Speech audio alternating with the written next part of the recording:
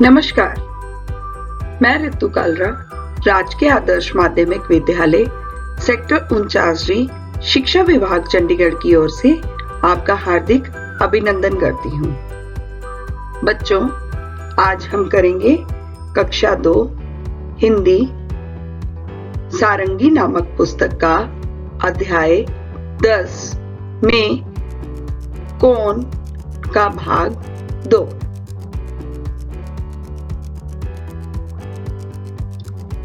तो बच्चों, पिछली कक्षा में मैंने आपको बताया था कि सूरज और चांद कब निकलते हैं। तो बच्चों, इसी चीज को मैंने और अच्छे से बताने के लिए एक आपके लिए कविता लिखी है।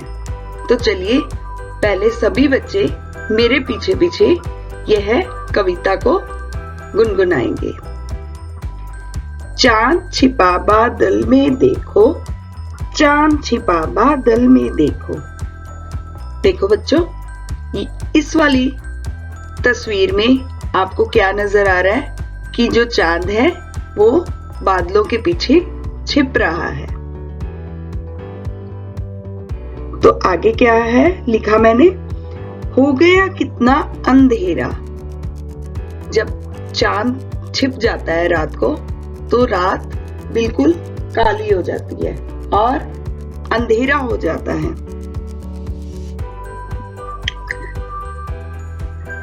तो आगे मैंने लिखा है, चांद को कैसे घेरा, देखो तारों ने फिर चांद को कैसे घेरा।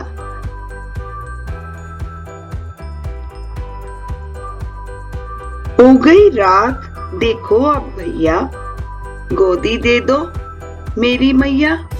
अब देखो भाई बच्चों, जब रात हो जाती है तो हमें क्या होता है, हमें नींद आनी शुरू हो जाती है और हर बच्चा अपनी मम्मी को बोलता है कि माँ मुझे अब आपकी गोदी की जरूरत है। आप भी कहते हैं ना, जब रात हो जाती है तो हम सोने के लिए बहुत ज्यादा उत्साहित हो जाते हैं कि हमें अब सोना है।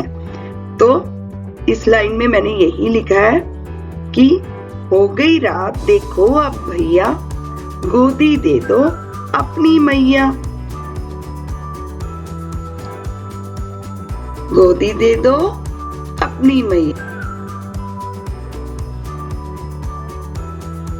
तो बच्चों, अगली पंक्ति में मैंने लिखा है, अखियों में अब नींद है आई, मीठे मीठे सपने भी लाई। तो जब हम सोते हैं तो हमारी आंखों में नींद आने लगती है और वह सपने मीठे मीठे लेकर आती है। तो इसी तरह अब हम एक बार दोबारा से सारी कविता को पढ़ते हैं। चांद छिपा बादल में देखो, चांद छिपा बादल में देखो। हो गया कितना अंधेरा, हो गया कितना अंधेरा। देखो तारों ने फिर चांद को कैसे घेरा। हो गई रात देखो अब भैया, हो गई रात देखो अब भैया। गोदी दे दो अपनी अब मैया, गोदी दे दो अपनी अब मैया। अखियों में अब नींद है आई, मीठे मीठे सपने भी लाई। तो बच्चों, ये तो हो गई हमने जो एक कविता बनाई है।